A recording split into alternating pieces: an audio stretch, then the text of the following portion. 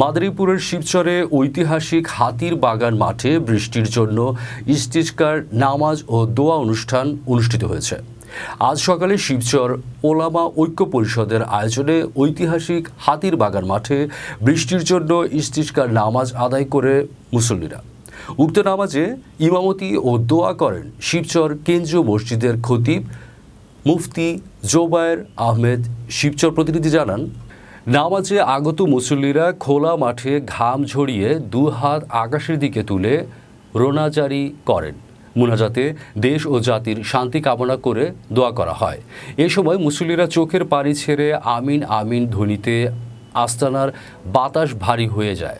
বিশেষ করে শিশু ও বৃদ্ধাদের কান্না ছিল লক্ষণীয়। নামাজের আগে শিবচর কওমি মাদ্রাসা শাইখুল হাদিস আল্লামা ফারুক আহমেদ সংক্ষিপ্ত বক্তব্যে বলেন, মানুষের অন্যায় ও পাপের কারণে আল্লাহ বেজার ও রাগ হয়ে যান। তখন বেশি বেশি তওবা করলে আল্লাহ মাফ করে দেন।